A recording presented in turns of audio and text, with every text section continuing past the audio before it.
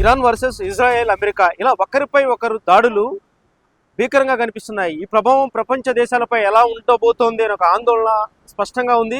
అంతే స్థాయిలో భారత్ కూడా రాబోయే రోజుల్లో యుద్ధ పరిణామాలు ఎలా ఉండబోతాయి అనేది కూడా ఇప్పటికే అలర్ట్ అయిన పరిస్థితి. అందులోనూ తెలంగాణలో తాజాగా రాహుల్ గాంధీ చేసిన ప్రకటన పెను దుమారం రేపుతోంది. అంతా యుద్ధానికి సిద్ధంగా ఉండాలంటూ కూడా రాహుల్ గాంధీ ప్రకటించడం ఈరోజు తెలంగాణ పర్యటనలో. నెక్స్ట్ భారత్ వైపు ఆ యుద్ధ ప్రభావం ఉంటుందా, భారత్ కూడా యుద్ధంలో పాల్గొనాల్సిన పరిస్థితులు వస్తాయనేది కూడా కొంత ఆందోళన కనిపిస్తోంది. మనం హైదరాబాద్లోని ఇరాన్ ఎంబసీ దగ్గర ఉన్నాం. ఒకసారి విజువల్స్లో చూద్దాం. చికెన్ మసాలా ఒక పక్క ఇరాన్లో యుద్ధ వాతావరణం, అక్కడ ప్రజలు భయాందోళన స్పష్టంగా కనిపిస్తుంటే, ఇక్కడ హైదరాబాద్లోని ఇరాన్ ఎంబసీ దగ్గర చూస్తే పూర్తి విరుద్ధంగా ఉంది.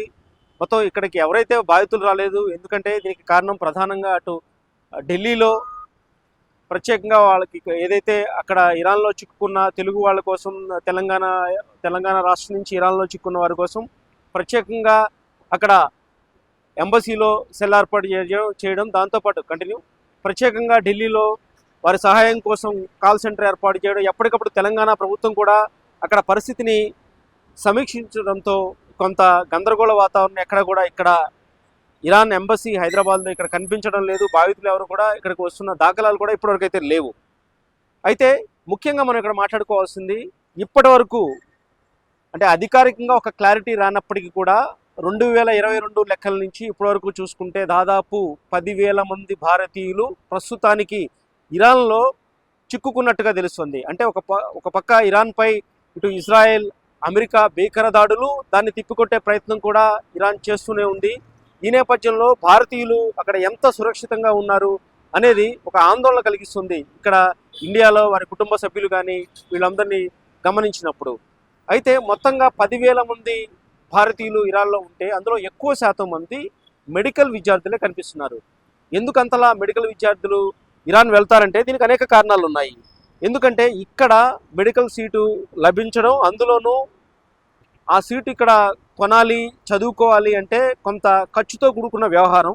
అదే ఇరాన్లో చూస్తే ఇండియాతో కంపేర్ చేసినప్పుడు అక్కడ మెడికల్ సీటు తెచ్చుకోవడం, అదేవిధంగా అక్కడ మెడికల్ ఎడ్యుకేషన్ పూర్తి చేయడం అనేది కొంత తక్కువ ఖర్చుతో కూడుకున్నది. అక్కడ ఫీజులు కూడా అలాగే ఉంటాయి ఇరాన్లోని ప్రైవేట్ కాలేజీలో.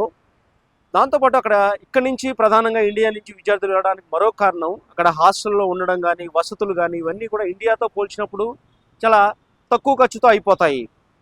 దీంతోపాటు ఇంకొక విషయం మనం మాట్లాడుకోవాల్సింది, అక్కడ మెడికల్ ఎడ్యుకేషన్ కూడా ఇంగ్లీష్లో ఉండడం అదొక ప్రధాన అంశంగా మనం చెప్పవచ్చు. ఇక్కడైతే ఇండియాలో నీట్ పోటీలో ఒకవేళ నీట్ ఎంట్రన్స్ టెస్ట్లో వాళ్ళకి సీటు రాకపోతే భారీ స్థాయిలో కోట్లాది రూపాయలు ఖర్చు పెట్టి మెడికల్ సీట్లు కొనాలా, చదువు పూర్తి చేయాలా. కానీ ఆ పరిస్థితులు ఎక్కడ కూడా ఇరాన్లో ఉండవు. కాబట్టి ముఖ్యంగా భారతీయ విద్యార్థులు, అందులోనూ మెడికల్ విద్యార్థులు ఇరాన్ వెళ్లేందుకు ఆసక్తి చూపుతున్నారు. ఇప్పుడు కాదు, అది కొన్ని సంవత్సరాలుగా జరుగుతూ ఉంది. ఆ సంఖ్య ఇప్పుడు భారీగా పెరిగింది. ఇప్పటికీ 10,000 మందికి పైగా భారతీయులు అందులో ఇరాన్లో ఉన్నారంటే అందులో ఎక్కువ శాతం మంది మెడికల్ విద్యార్థులే ఉన్నారు. వాళ్ళు కూడా ఎక్కువగా జమ్మూ అండ్ కాశ్మీర్ నుంచి వెళ్ళిన వాళ్ళే. దీనికి మరొక కారణం ఏంటంటే మతపరమైన అంశాలు ఇరాన్లో వారికి జమ్మూ కాశ్మీర్లో ఉన్న ఇస్లాం మతం, వీళ్ళంతా కూడా మతపరంగా దగ్గరగా ఉండడంతో పాటు ఇరాన్ ఇటు ఖర్చు కూడా తక్కువ ఉండడం కూడా ఎక్కువగా భారతీయ విద్యార్థులు అక్కడికి వెళ్ళడానికి ఆకర్షితులు అవుతున్నారు. 2022 గణాంకాలు మనం చూస్తే అప్పటికే 2,000 మంది ఓన్లీ మెడికల్ విద్యార్థులే ఉన్నారు. ఆ తర్వాత నుంచి దాదాపు 3 ఏళ్ల కాలం అయిపోయింది. ఇప్పటికే ఆ సంఖ్య విపరీతంగా పెరిగింది. దాదాపు 10,000 మందిలో ఎక్కువ శాతం మెడికల్ విద్యార్థులే కనిపిస్తున్నారు. అయితే తమను రక్షించాలి, ఇక్కడి నుంచి ఇండియా తీసుకువెళ్లాలని చెప్పి కూడా భారతీయ విద్యార్థులు, అక్కడ ఇరాన్లో చిక్కున్న విద్యార్థులు అయితే ఇక్కడ ప్రభుత్వాన్ని కోరుతున్నారు. ఇండియన్ గవర్నమెంట్ ఎలా స్పందిస్తుందో చూడాలి. ఎందుకంటే గతంలో ఇటు ఇరాన్ అదేవిధంగా ఇజ్రాయెల్ వార్ జరిగినప్పుడు ఏకంగా 3,000 మంది భారతీయుల్ని సురక్షితంగా ఆపరేషన్ సింధు పేరుతో తీసుకొచ్చారు. అదేవిధంగా ఇప్పుడు కూడా అక్కడ భారతీయులను రక్షించాలని చెప్పి కూడా ఇక్కడ ఇండియాలో ఉన్న వారి కుటుంబ సభ్యులు కోరడమే కాదు, అటు అక్కడ చిక్కుకున్న భారతీయ విద్యార్థులు కూడా భారత ప్రభుత్వాన్ని కోరుతున్నారు. ముఖ్యంగా ఈ విషయం ముందే ఊహించింది భారత ప్రభుత్వం.